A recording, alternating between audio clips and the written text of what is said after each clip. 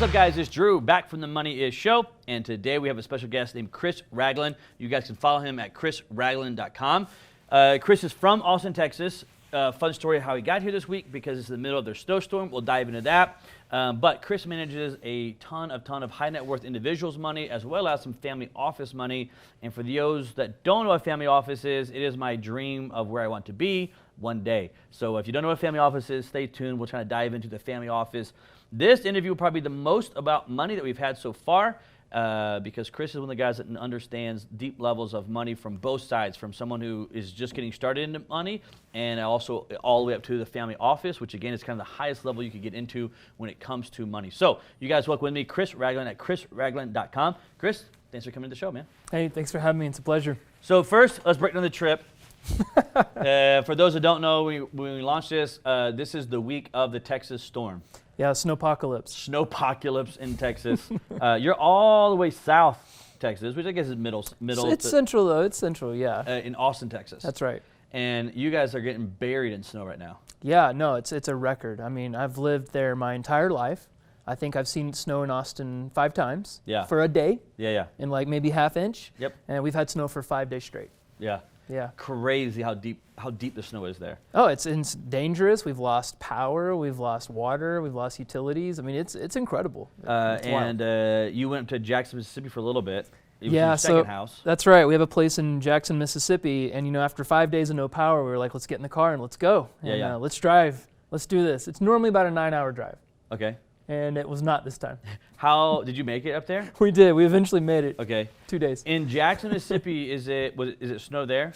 It does snow. In fact, there was snow in Jackson when we pulled in. Okay. Yeah. But not like Texas. I mean, it snows. Well, certainly not like it was this week. That's for sure. Right. But yeah, it snows there. It's kind of like the same level as Dallas, so they get some good snow. Okay.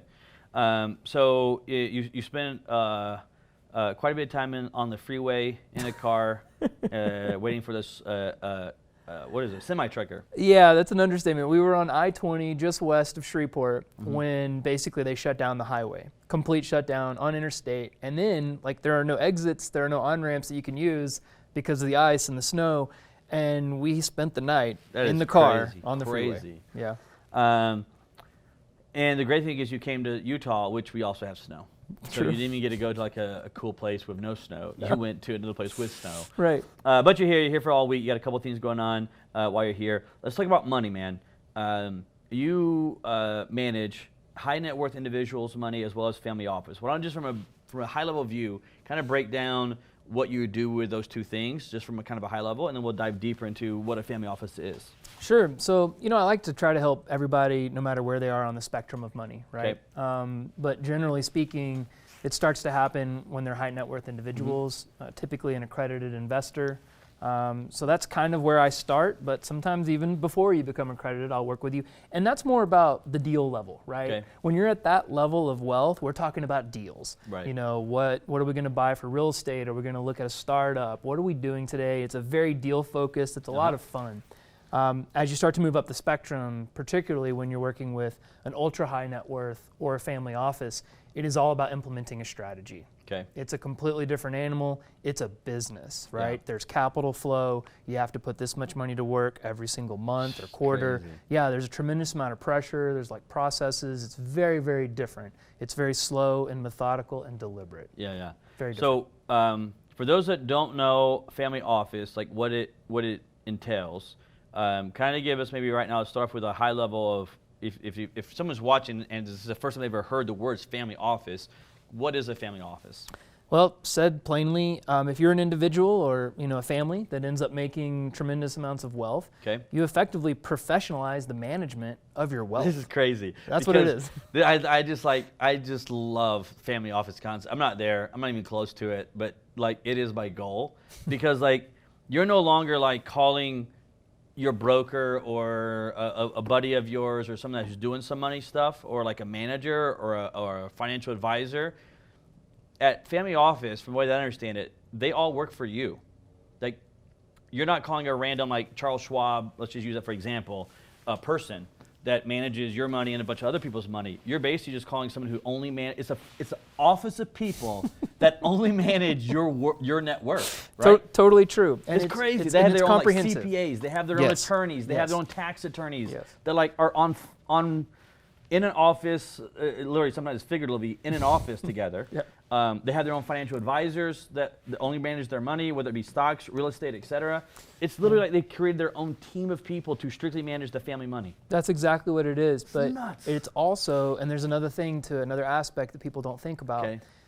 Generally, when you're talking about that much wealth, you're talking about intergenerational planning. Right. Significant, like 100-year strategies. Wow. You're talking about preserving wealth for your family forever. Yeah.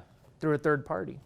This is so crazy. And a lot of them, of course, depending on how big they are, when they have a family office, those people are just managing their money and they don't want them to go manage other stuff. They want them just strictly focused on their net worth. Give us an idea, if you can. Like, how much money would you say someone would have to be even on the brink of needing a family office?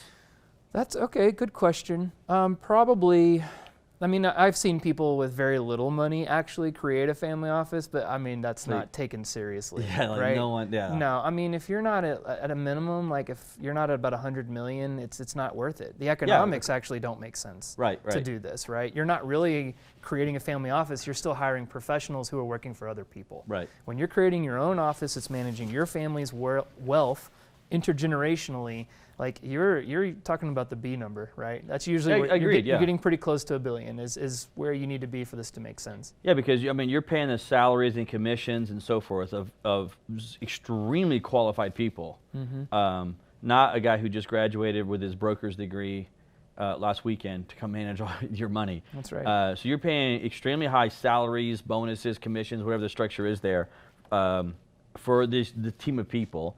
A lot of them have their own, like I said, CPAs on staff. They have their own attorneys on staff that are all long picture building out. That's what I love about it, because they're not investing for today. Like they're looking, like you said, 100 years on the road with their net worth and saying, okay, how do we make all this continue down this road for that amount of period? And of course, make enough money right now to cover all the staff and so forth we have. And the staff is just there to manage the money of the people. I mean, that's crazy when you stop and think about it. Right. You have a staff just to manage your money. Like that's all they do. It's another level, bro. Yeah, and I mean, it's very sophisticated tax planning, as you can imagine. Yeah. I mean, it's also a different, I've seen you talk about some things before. You talk about really these three kind of phases of money, and they spend tremendous amounts of time in the preservation quadrant, you know, or part of the triangle or whatever. It's like, that's where they live, right? Because they don't have to take the risk. Right. Ever again. Mm-hmm. to create more. And it's not about that. It's about preserving that capital for the family forever. It's unique because it just seems like as you get money, the focus changes a lot, right? Like when you're first starting off with money, it's all about what I call that first phase. You're just trying to create it. You're looking for the deal. You're looking for the opportunity. You're looking for something that can turn a big profit for you. And you're looking for the bigger and bigger and bigger deals to try to speed up the process, if you will. But as you get more and more money, that kind of takes a back seat to a certain degree. Of course, you still want to make as much as you can, but you're not wanting to take as much risk as the other people are willing to take risk on that money because of that preservation phase that's built into it. Absolutely. Every time. Like I see it in not just the deal side, but also the negotiation of the deal, how you approach the deal. I mean, like when you're at that level, you can just walk away from anything. Yeah, you don't even care. You don't care. So if you're not getting what you want, you just leave. Which is unique because if you read any negotiation book, they will tell you the best way to negotiate is to establish that you are willing to walk away and do not care. Like totally okay with it. I'm not mad at you. I'm just, not for me. See you later. And like if you can ever negotiate with truly that understanding and get it across the table that to that person that you're willing to do that without saying I'm willing to do it, like you win so many negotiations because they know they can't push as hard as they normally would on the negotiation because you'll bounce. It's true. So eventually they just say, okay, let's just end the negotiations here where it's a win-win for both sides. That's right. So although they're willing to do it, it also gives them a high leverage ability too on negotiations because it's like the best position to be in is that position. And then there's another anchor to that, which is their ability to close. Oh, that's true. Think about like the average investor. Something can go wrong. Maybe my funds got Yep. tied up. But when you're at this level, if I put an offer in and we agree to terms, it will close. Yeah. The money is not the issue. The money is the least of the issues they have there. In these family offices and that you see that are popping up out there, it's becoming a little bit more popular, I would say. I mean, maybe that's just because the internet's here and as more and more people are starting to get into it. And you have these people that open family offices that, like you said, should not freaking have one right now. Their CPA should be doing other people's taxes as well, But as you get that certain level where it makes logical sense to do that. Any super cool strategy that you are allowed to share that maybe they use that the average person maybe doesn't think about? That's okay. Fun question, and I've actually got a lot of really cool strategies that the average person doesn't think about. Okay. The thing about it is, like, family offices, generally the really cool strategies that they're using, you can't even use. It's a different world. It's a tale of two cities, and it really is. I mean, we can talk about captive insurance strategies if you want, and it's like the average person, even with a few $1 million in the bank, you're not going to play that game. Yeah. It's not going to happen, So, but there's more creative things that you and I have talked about, before, like self-directed IRAs. There's a lot of things like that people generally aren't thinking about that could supercharge their investment capabilities. Yeah, so maybe let's talk about a little bit about that road right there, because I think that to me, and I could be, you may disagree with this, but to me, it's like that's really where in my opinion, if you're trying to create wealth, anything close to like the family office, to me, kind of starts with a certain part of you controlling your money. I mean, if you look at, and I've always said this, wealthy people are always in control of their money. They very rarely just hand it over to someone else and say, yeah, just do what you think and hit me up when you're done. Which on what I call the contributor side are famous for working a job and then giving it to someone else and saying, okay, hopefully it goes good this year. With really no control or say into what's actually happening. It's just like you're just handing it over to someone and hopefully it works out. When you study wealthy families, their hands are totally involved in their money, to the point of I will just hire people, not me, but they will hire people that strictly manage their money, but they're still in control of that money, to the point of they'll fire that person if they don't like the decisions they make. Do you see that a lot, that wealthy people are not the ones that, I'm not saying they're the ones on the front line, out there looking under a rock for a deal, but they are in control of their money 24/7. Yeah, and they know what they're doing. Like, they actually take the time to dig into the deal, to understand the deal. Also, they're business owners, right? Yeah. Wage earners you're not on a trajectory to be a family office if, Right, if you're a wage earner. But so, I mean, first of all, you have to be in control of your business, which is being in control of your money and your life and your decisions. But yeah, actually digging in, fully understanding the business, making sure that you're able to review all levels of that decision making. Very true, especially on the earning phase. Like when you're climbing the mountain and it's going up, you're involved. The other thing is they don't underhire professionals. Let me explain that a little bit. They will pay through the teeth to get the best person, maybe before other people would. Okay. Right? They will do that. They're laying incredibly sound foundations so that every decision they make beyond that can rely on that foundation. Okay. They're not building a shoddy framework. They're really taking it serious and being methodical. That's a common theme. When you say that, are you saying that they may hire someone? Let's just make up an example here.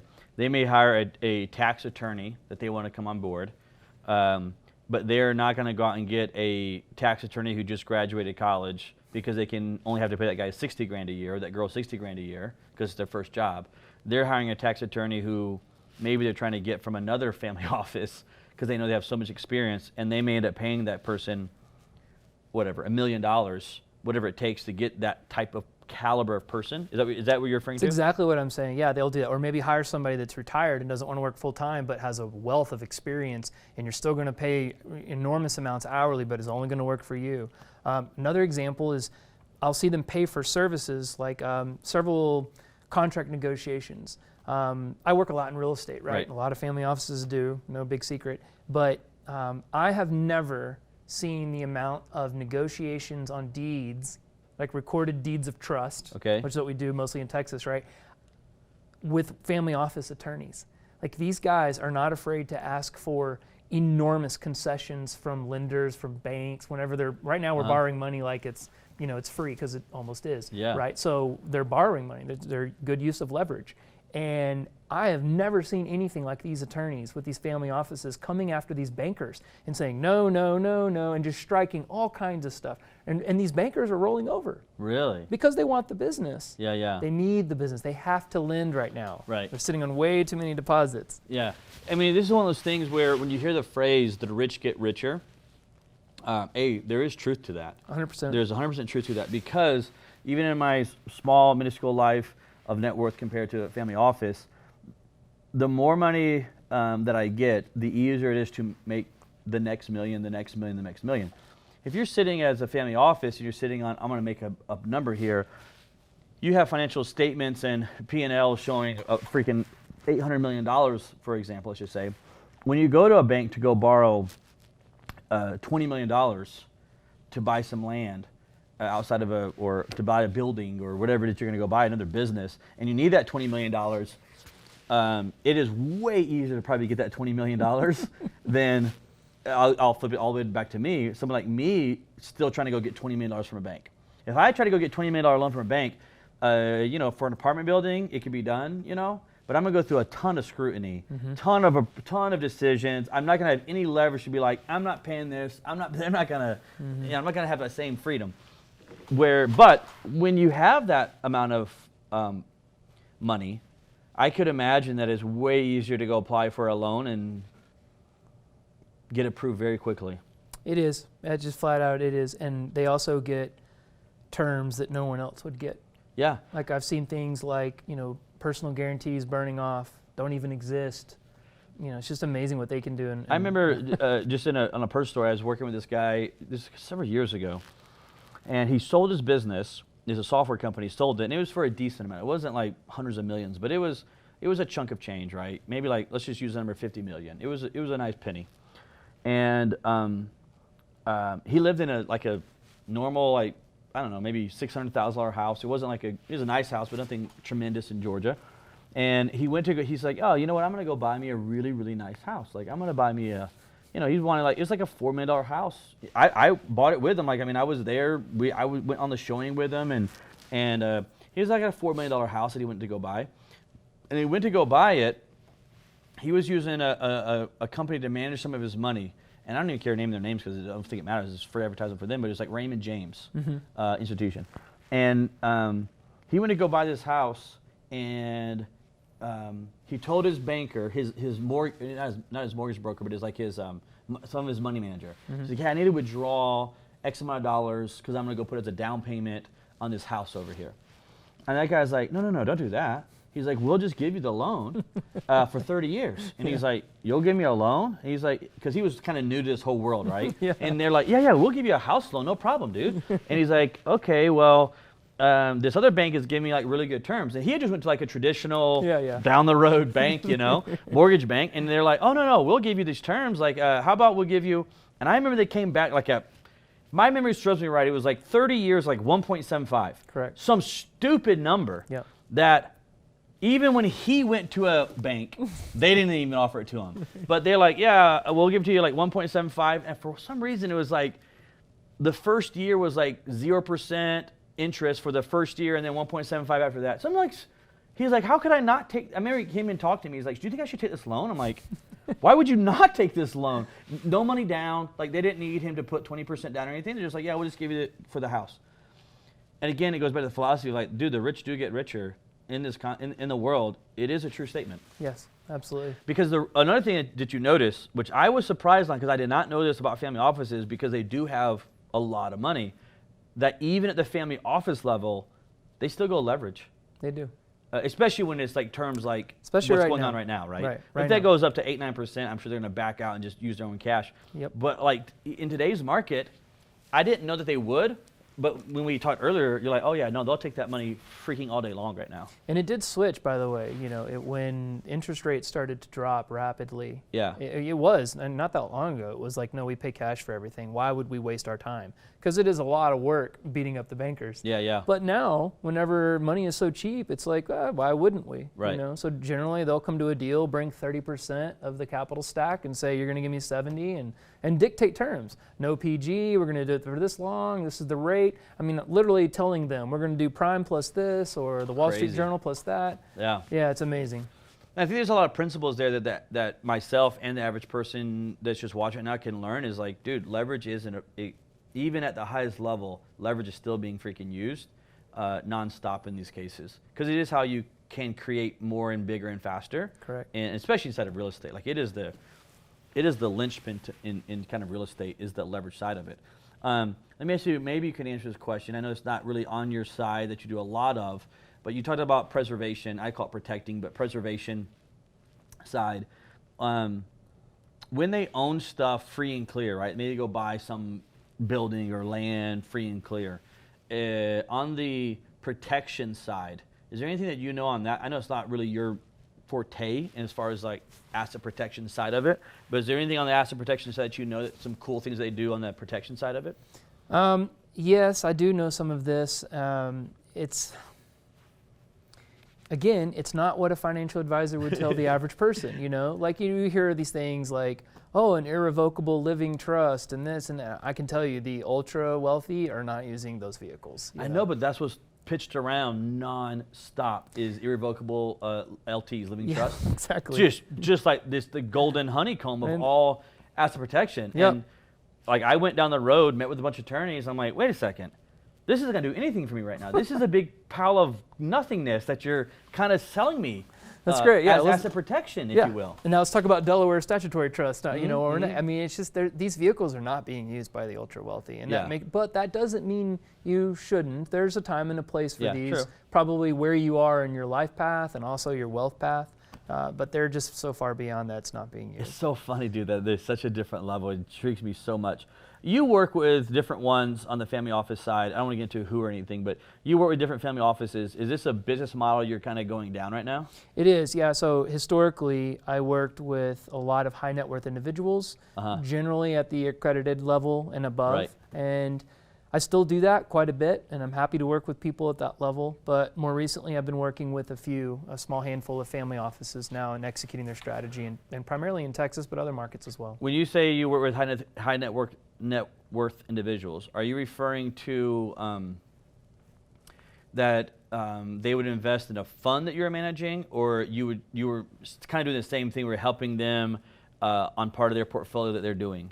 So right now, I'm actually helping them do direct deal placement. Okay. So if they want to put capital to work, I'll put it to work for them. Okay. However, I have spent the time and the money and put together a fund. I just haven't rolled it out yet. I've been catering to my family office clients a little bit more than I need to, but I do want to come back and actually roll out a fund to allow high net worths to invest and really so they can learn and be a little bit more passive. You know, they don't need to be in every single deal, but I'm happy to educate. I love to educate and I love to explain on what the deal is and why it's a good investment, but there's a lot of people who don't have the time for that. You know, you find a high net worth doctor or an attorney, they're like, look, it's not even my background. Right. They're more about underwriting me as an individual and my background and my experience. And then they say, okay, Chris, now put the money to work and I want to see a nice return. And I can provide that too. So that's where I like to work with high net worth. So yes, I'll have a fund that will come out, but right now I'm doing direct deals. If someone's watching and just wants more information from you, best spot, just your website? Yep, chrisragland.com. And that's CHRIS. We'll put it in the show notes, but chrisragland.com is where they can get more information on the high net worth individual direct placement and or, of course, the family office side. Do you see the family office as part of your future going forward? I do. Tapping more into that whole, obviously there's a whole network of family offices that are out there. Here's the cool part. First off, yes, I do. There's a lot of family offices out there, big and small, and I'm able to execute a great strategy for them, primarily in real estate. Also do some startup stuff too.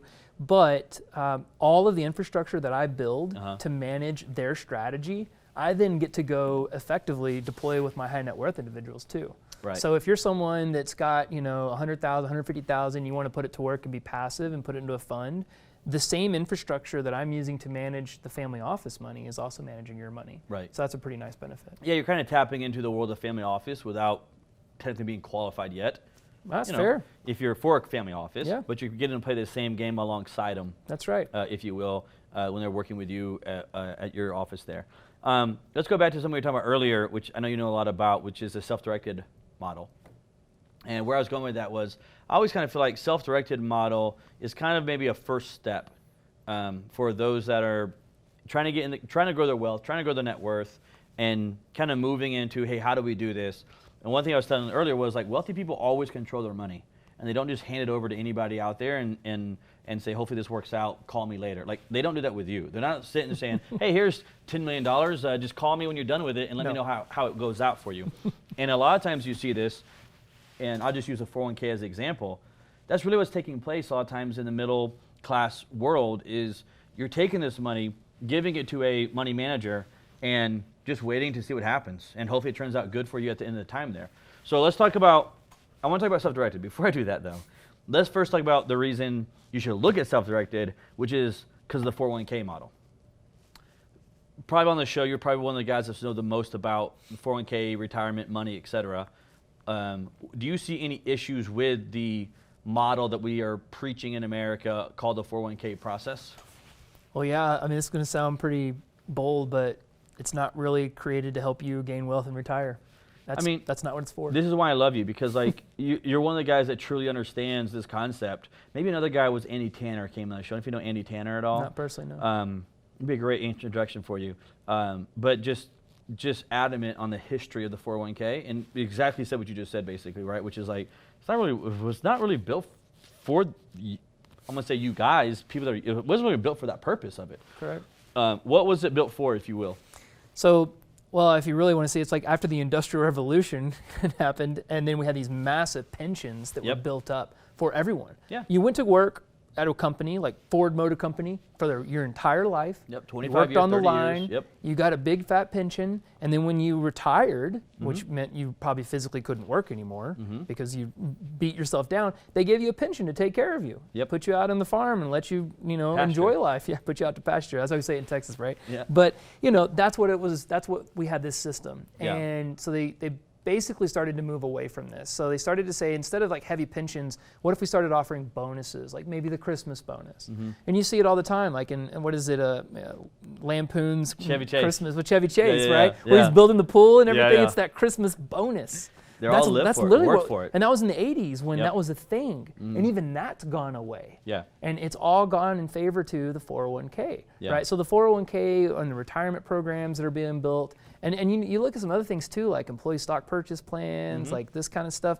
Again, that is not really what it's for, right? I agree. The 401k, employee stock purchase plans, yes, they have a place, they have some level of benefit, and that's what you're being sold on. But they're not powering your retirement. That's really what they're not for. Yeah, and that's probably a great thing that you say, because I never say that, and I probably should. Because like when I go into it, I just crucify the concept. But I should take a step back and say, look, there are some benefits. It's not like there's no benefits to it. There are some benefits that you could use. When at certain points, maybe I'm even stumbling across the words trying to figure out to say there's benefits. But I do agree with you.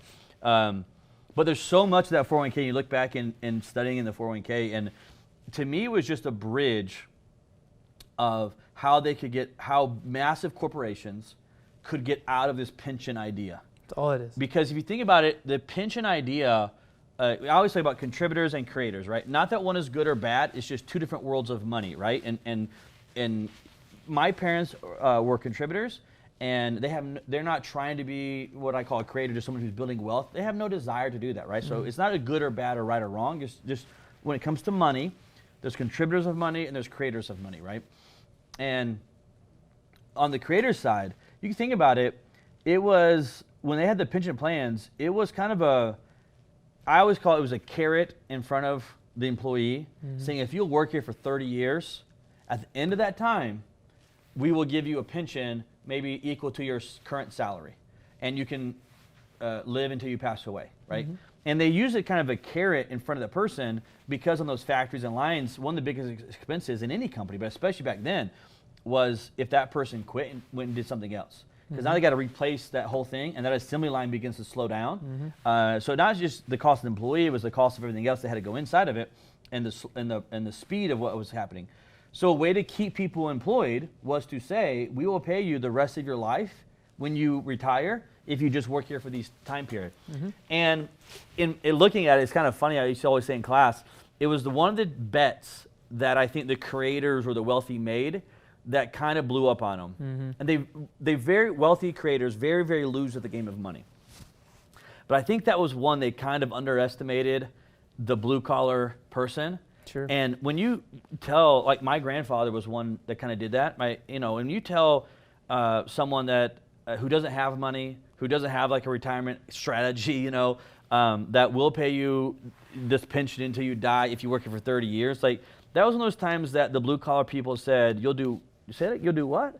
And I literally see my grandfather saying, "Well, hold my beer. I'll be back in 30 years." Yeah. And they did it. They did it. They did it. Like I couldn't imagine doing it. Oh no. Same spot on the line, same thing every single day. But they did it for 30 years, and it kind of caught the pensions. I think so too. And they're like, "Oh crap, they actually did it. They stayed for 30 freaking years." Then all of a sudden, if you think about it, now these corporations have to pay 2 salaries for the same exact job, right? I got to pay you your pension, and I got to pay another person.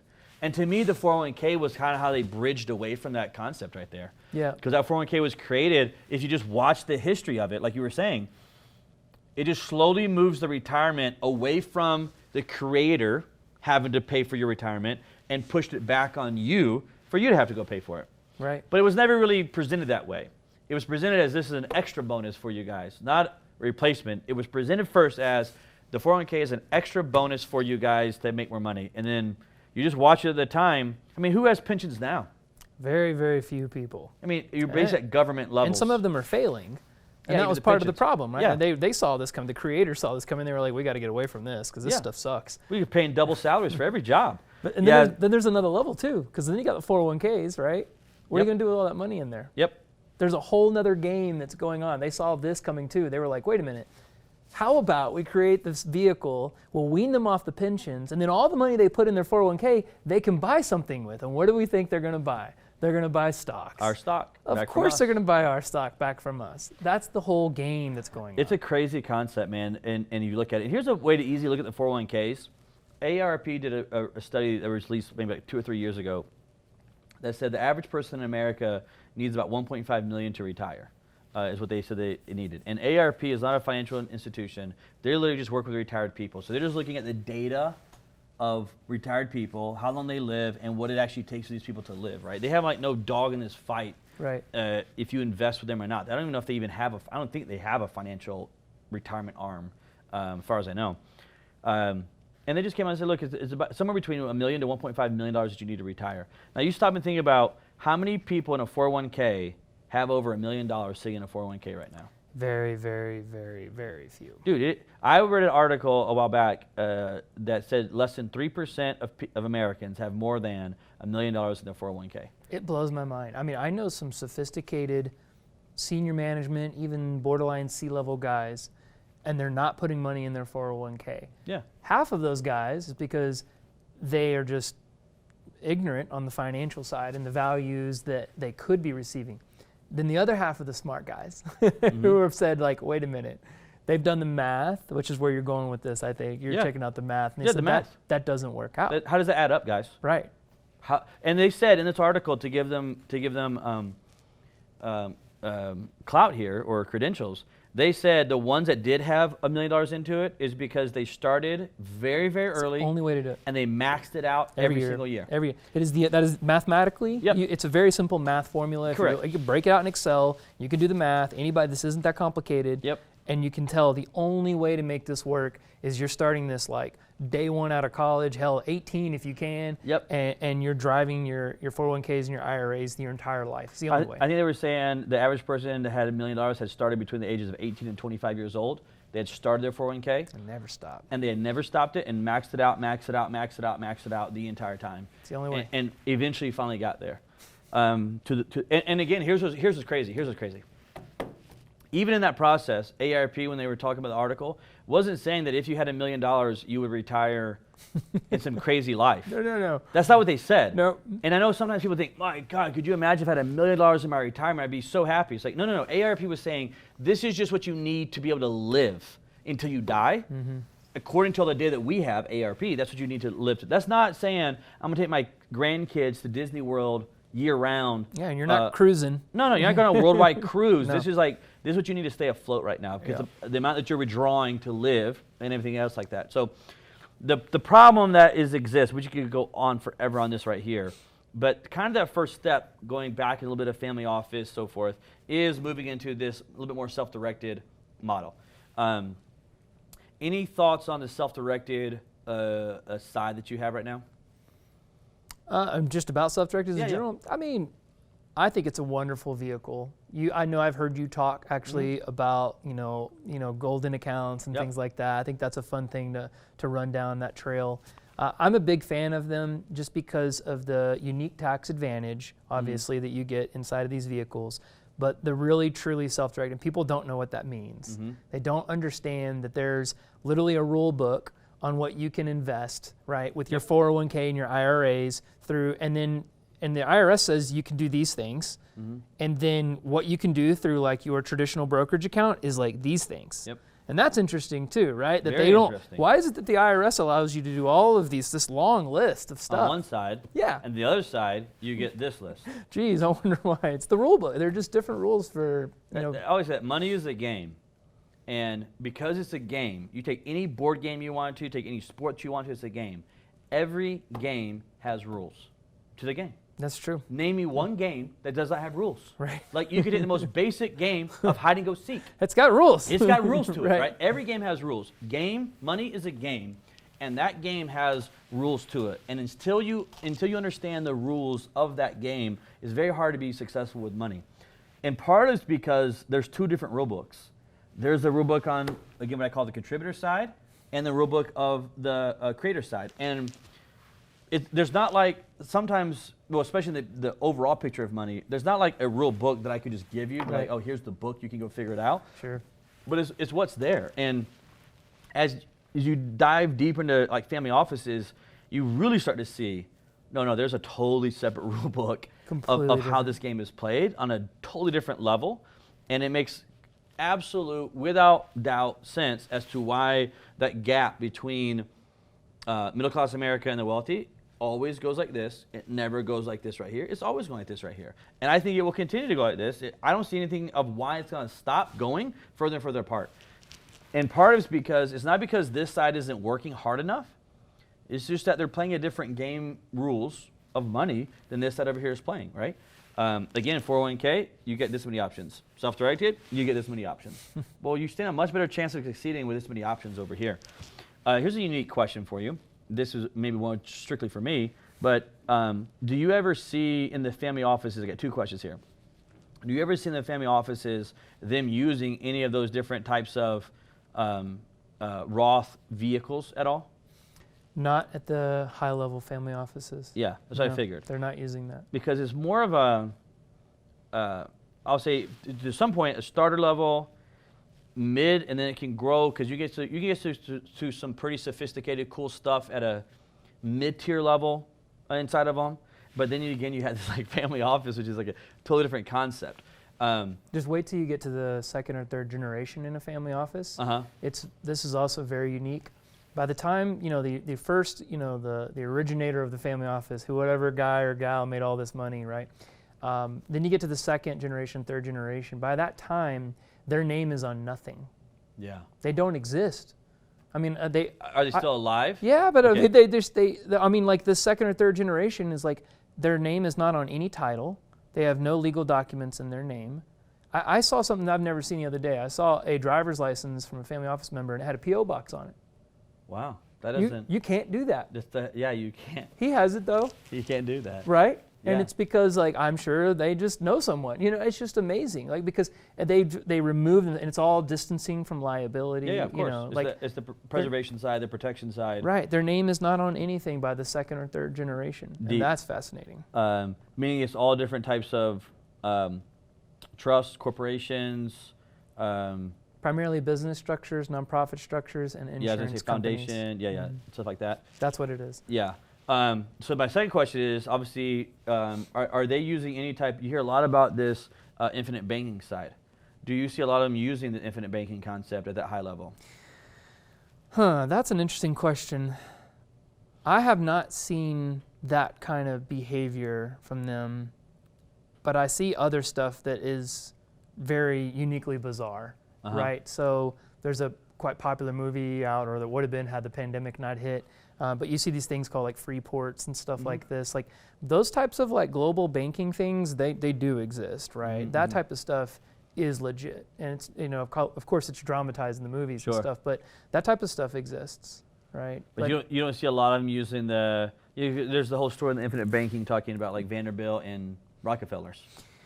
Some of it, it's different now. It's just different now than it used to be. Yeah, there's really more vehicles and so forth. There's a lot of different things. But yeah, so let me tell you another reason. Like, anytime you hear like the big names, right, of the big industrial titans, I back away from it because like, I just feel like there's some financial life insurance guy saying, well, this is how all the, this is the vehicle that their kids are using. And I'm just like, okay, I'm out, I'm disconnecting the call, it's over. But they're just using very unique and complex structures that just don't exist. They don't even have names because everything's customized. And that's the other thing too, is most family offices are very unique and different. There's not like a cookie cutter. Everyone's different. I've seen family offices where the family is very involved actually in the management and decision making, and then they have a team of people around them that help them. Then I have others that are incredibly passive, don't do anything. They get an allowance. It's like, that's it. We're done.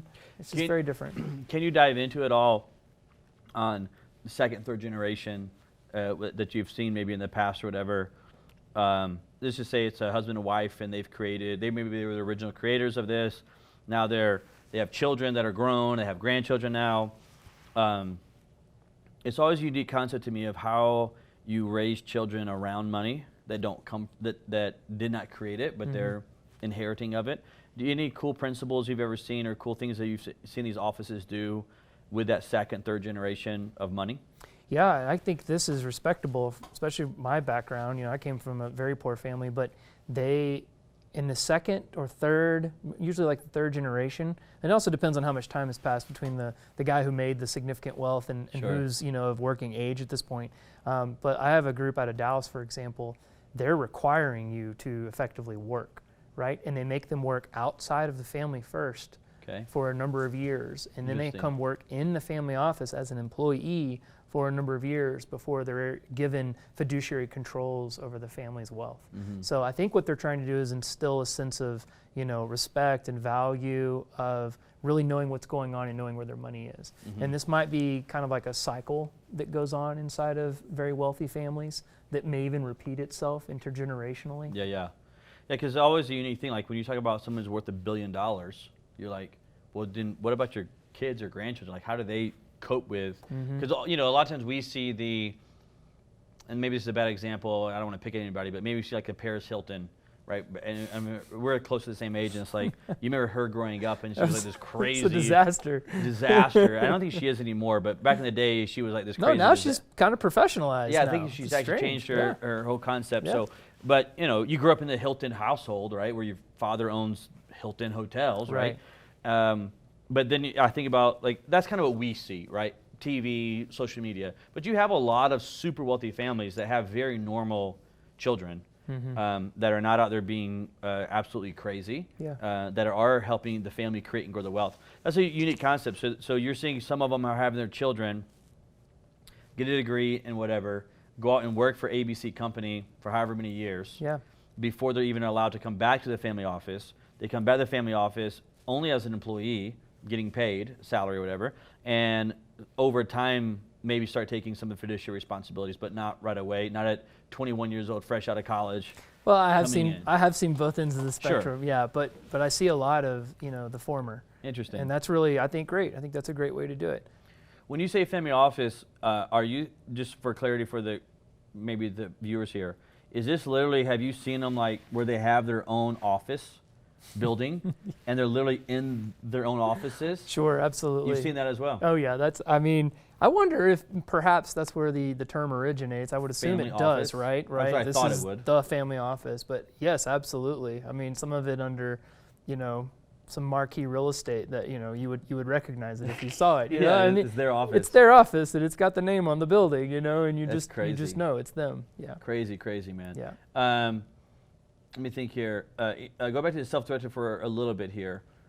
Any mistakes that are you seeing out there from some of this? Obviously, we got a lot of real estate listeners, right?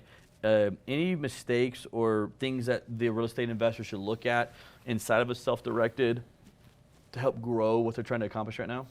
Yeah, and this one's kind of like the Armageddon mistake. Okay. I see a tremendous amount of real estate investors using self-directed IRAs who are effectively, violating the non-monetary benefit rules. Okay. Right. So there's some stuff where they're commingling, assets. It's like here. I have a great example. I have an investor just the other day. She came to me and she's like, "Hey, I'd like to do one of those deals that I heard you talking about. It was a smaller flip." And I was like, "Sure, I'll help you out. I'll put you in this deal."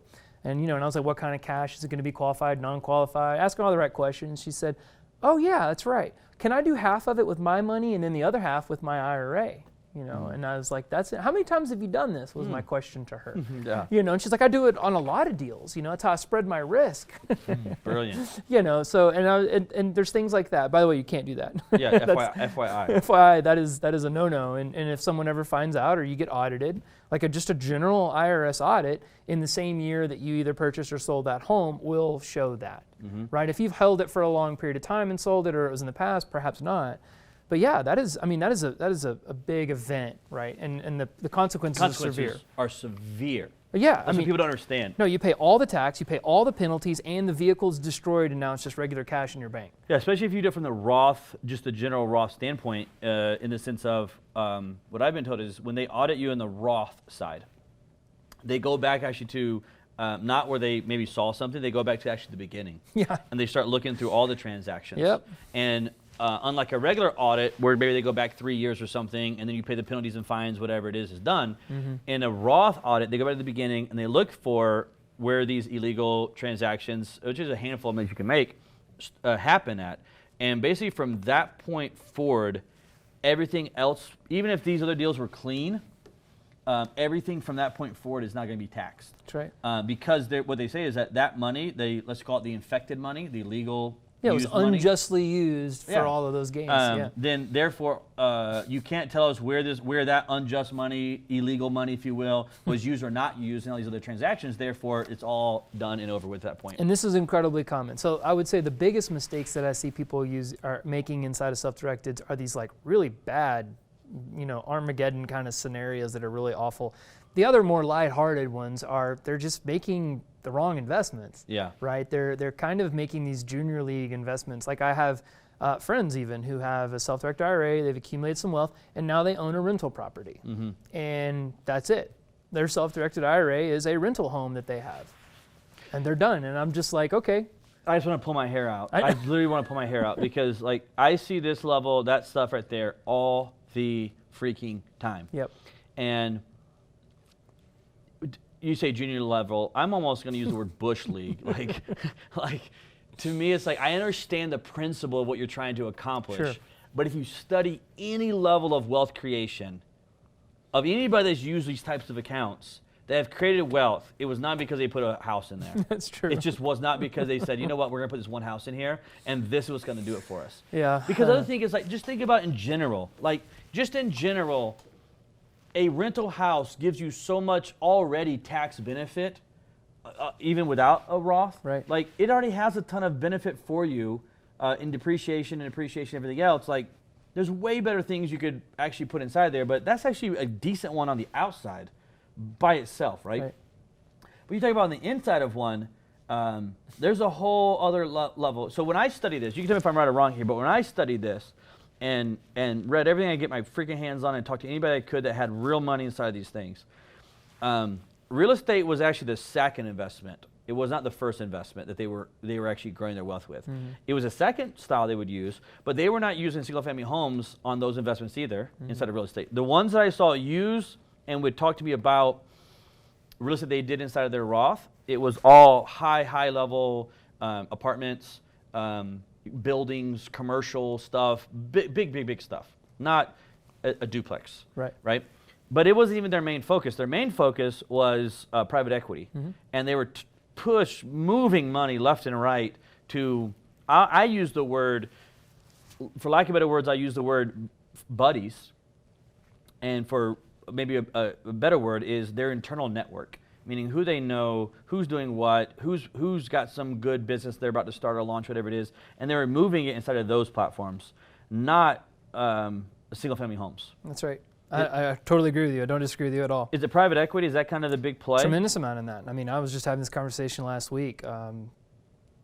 Pretty sure I could say this. Yeah, I'll be able to say this. But like, I had an opportunity to get in on the latest round of SpaceX. Yeah. You know, and that was pretty cool. I'm a space fan. I was, you know, Elon I grew up fan. right. I grew up in the '80s. I'm an Elon fan. I wanted to be an astronaut, and I was like, yeah. Not only do I think this is a great investment, I believe in the founder of this company. Yeah. You know, and I just love space, so I'm excited to get into it. You know, like that's the vehicle. Those are the kind of opportunities that you are seeking for a self-directed IRA. Completely Not agree. buying a rental property and just keeping it in there. Buying a rental property inside of your IRA, it feels like a 401k strategy to me. I mean, it's just like, what Just are you a doing? long, boring process. right, Like, yeah. let's watch some paint dry, because that's really what's taking place. And I know this price of rental guy is going to light me up on this one. Yeah, but well. I just have this extreme belief that that is not what that thing was created for. Yeah. You're using it because I'm going to get in some trouble on this one.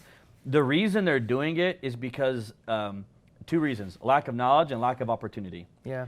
They just don't understand what that vehicle they have could be used for. I mean, they don't understand what it actually can do for you. And then it's just you don't have the right network that providing you the right opportunities to be able to go play high-level games yet. That's right. And so because of that, you just do what you always do, which is real estate, and you're a single-family flipper, and you're like, oh, I should buy some rentals, and boom, next thing you know, you got a rental in a single, and now you're on this journey of putting 30 houses in there. Great, congratulations. I'm just telling you, it's not what it was built for. Yeah, I agree with that a lot. To me, it's back to financial literacy. You talked about all games have rules, Yeah. and there's their rules. I think it's really a little bit more of like, you could actually learn their rules. You don't have to play by these. Correct. It's just education. Yeah. Right. If you're absorbing knowledge, learning the systems, you can play some of these games with those rules. Yeah. A lot of it's kept from people, maybe even deliberately, I think, but I it's all agree. out here. I agree that I've always said, like, yeah, it is deliberately kind of hidden, if you will, and part is because it goes to anything else. It's a supply and demand type of game where, like, dude, if everybody knows everything about it, and it's so easy you can just Google it and figure it out. Can you imagine if 10% of Americans close their 401ks right now? Yeah. That would be catastrophic. Catastrophic. To the stock market. Yep. So do you think also, I'm getting a little conspiracy Theory here, but Okay, there's truth behind it. I know where you're going with Here's this. the point.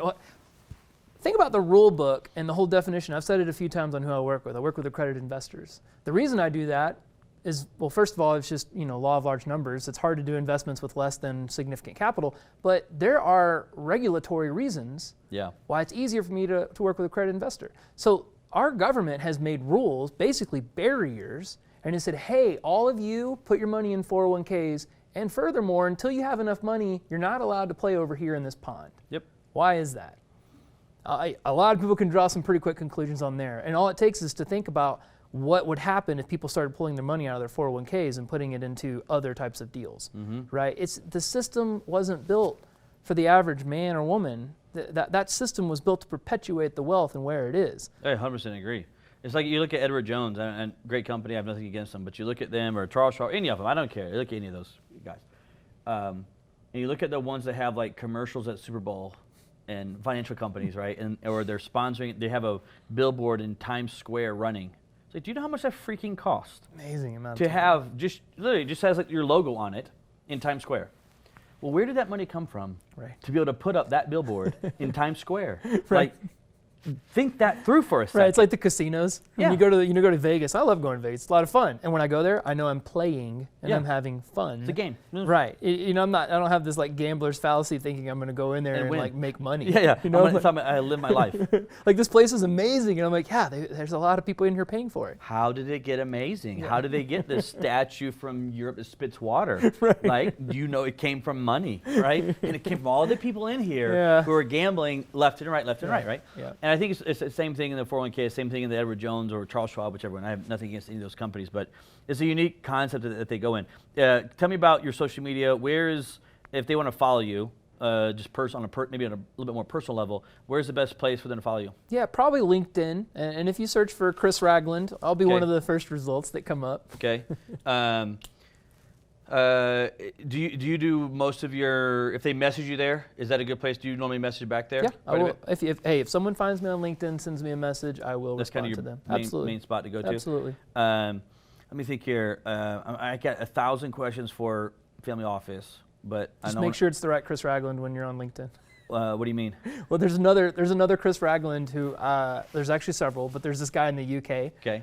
Who he and I have had this like really weird Chris Ragland ownership battle for about 25 years now. Oh wow. Yeah, 25. You've been going back and forth for Chris Ragland. Yeah, so I bought. Ragland, Yeah, I did. That's how it LinkedIn. started. I was, I was an early internet guy, and I was on the internet at a very young age, and I purchased chrisragland.com when it was like hundreds of dollars a year to own a domain name. Oh, right? wow. This Yeah, is yeah. when it was all network solutions, and I bought this name. I was like, oh, this is cool. I own my name. I don't know what to do with this thing, but I own it. And this guy reached out to me from the UK. His name's Chris Ragland. Yeah. And I Great thought it name. was like a spam thing or something. And then I was like, no, wait, this is like a real person. He's like, hey, I'd like to buy the domain name from you. I'm also named Chris Ragland. And so I looked him up, and he's actually a voice actor. Okay. And so basically I told him no thanks, and we kind of got a little snotty with each other a little bit. And I was like, no. And he's like, well, you're not using it. And I'm like, that's not the point. So it was kind of funny, and it kind of died down. And then several years later, I started getting emails from his professional network asking him questions, Okay. like sending him contracts and invoices and trying to pay him. Yeah, And yeah. so I was like, I'm not going to be a jerk. So I just started forwarding him the emails and saying, hey, man, I think this is for you, not me. And over the years, we've actually struck up a really great friendship. Wow. And he lives in London, and so I can't wait for COVID to be over. I'm going to be in London, and then we're going to go, to a local pub and have a pint. He's like, dude, because I've sent him so many of his like remit payments for him. He's like, you probably give me more money than my agent does at this point. So he's done some personal favors for me too, because he's a voice actor, and so it's been really great. It's a really good friendship, but make sure it's the right Chris Ragland. Yeah, because I have the same thing with someone, which my name is pretty unusual, so I don't deal with a lot. But there's one other one that is in England, and he's like a bassoon player or something. He plays like this instrument, but he's kind of like famous, like and every time that something comes out, like Clubhouse is open, I'm like, AndrewCorder.com. TikTok comes out, I got to go get my name really quick, even if I don't want to use it. Every time, yes, I know. I don't even want to use it, but I'm like, I got to go secure it before the bassoon player. I just did this, and it's like a race, right? Yeah, it's a full-on race. Like Yeah. anything comes out. So fortunately, I have the majority of all of them. That's good. But yeah, dude, it's like every time. I just did Clubhouse when it came out. I'm like, Me someone too. send me an Same thing. invite so I can lock down my Same handle thing. into it. So yeah, it's funny how that all works. And there's always the .me's and the .co's and the .nets. I They know. all suck though. I know, they do. If you don't have all a suck. .com, who are you? So Who are you, So bro? I'm chrisragland.com. Yeah, that's a good one, dude. Let's talk about money for a second here. Talk about the Money Is show. And we started the whole concept, right, talking about what money means to some person. And of course, you work with tons of family offices as well. So you may have a much bigger definition here. But money is blank, meaning what does money mean to you? Put your answer right here, and then put your big John Hancock right there. And then me and you will talk about what money means to you. It's great. It's always easy for left-handed people, right? Dude, this is my third in a row left-handed Really? person. Oh, the boy. last two we did were left-handed, which is super rare.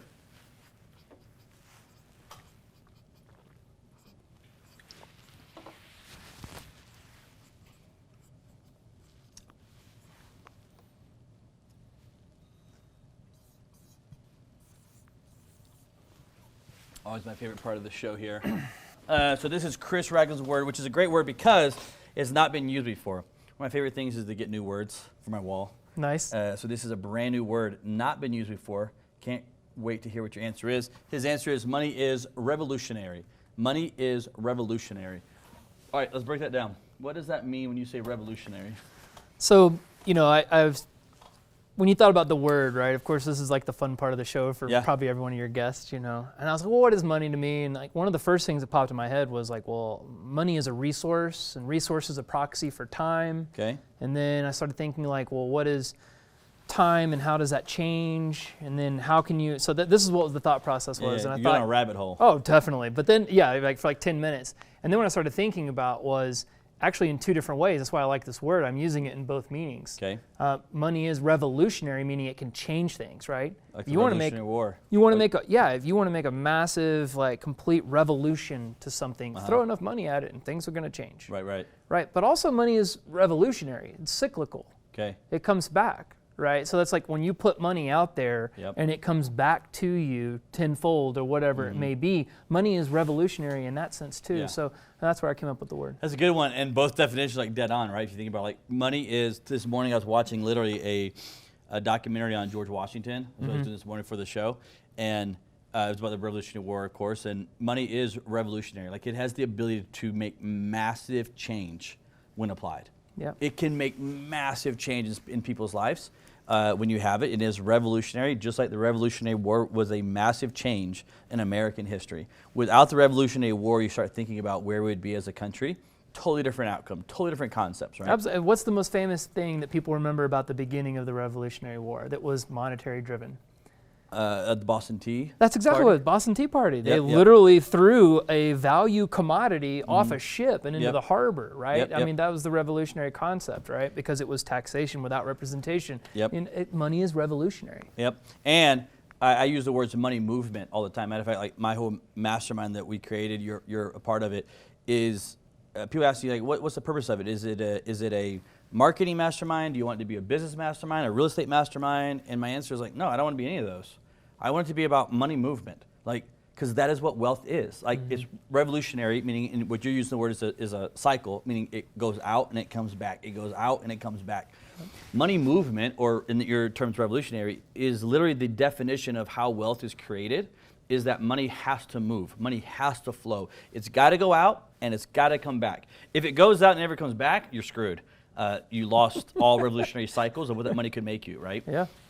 But money has to go out and money has to come back. And money is revolutionary in the sense of it needs to be in a circle constantly, going out and coming back, going out and coming back. So yeah, it's a great two definition word, which maybe the first time anybody used a two definition word with one word on it. And gosh, I like both of them because I love history. Like, you go to my office, I love freaking history.